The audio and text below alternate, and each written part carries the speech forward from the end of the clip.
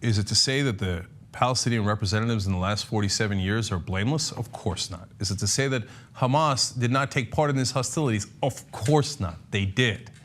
And right-wing fundamentalists of all stripes gain from more. And we have been blaming both of those sides throughout this conflict for their role in this. But you have to understand something. As Martin Luther King talked about, if you are the stronger party, you have an obligation. You have a moral obligation. You see, I'm getting another talking point over and over every day. They say, oh, why don't people criticize ISIS as much or Bashar al-Assad? Which planet are you living on?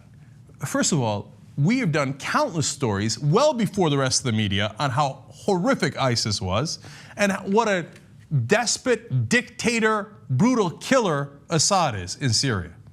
Second of all, the whole world knows that already. Is there a big debate going on? Ooh, there's the pro-ISIS people and the anti-ISIS people? No, 100% of the media, the world, America condemns ISIS. Now, are you saying that Israel is the equivalent of ISIS, that we should treat them the same way? No, that makes no sense. Israel's our ally. We don't give ISIS $3 billion a year. We give Israel $3 billion a year. Is it not fair to ask them, hey, when we give you the money, can you act with a certain amount of decency? And you're the stronger party here by a factor of 100, if not 1,000. Can you not show some mercy? Is that not fair to say of an ally? We're not talking about some people say, oh, why aren't there big protests in the street against ISIS? You think ISIS is going to listen to us? They're a terrorist group coming out of Iraq and Syria. They would be amused at our protests. Oh, duly noted, right? But Israel is supposed to listen to us, even if it isn't for the money. It's because we're their friends, we're their allies. They're supposed to be better than this. If you're an Israeli, aren't you mad? Aren't you mad that this is the face that the world sees? Not because they're being unfair to you, but because this is the face of your government. Hamas didn't make Netanyahu do anything. Netanyahu chose to do those things. And these people trapped inside that prison called Gaza are living in daily terror. You want to talk about terror? This is terror.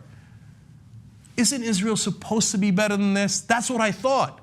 Don't you think that?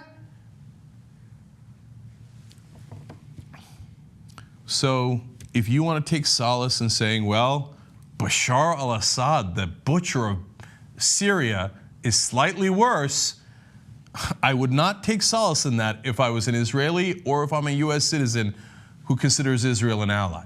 That is not a very good excuse. If you want to take solace in that Hamas is so powerful, they secretly control the Israeli government and make them do whatever they want for their PR advantage, I wouldn't if I were you. That seems like a poor position. You're responsible for your own actions. You don't have to do all of these things. And if you're stronger, you're supposed to have a responsibility to say, hey, you know what?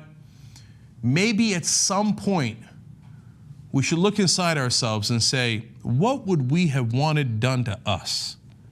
Wouldn't we wanted some compassion, some mercy, and at some point, some peace?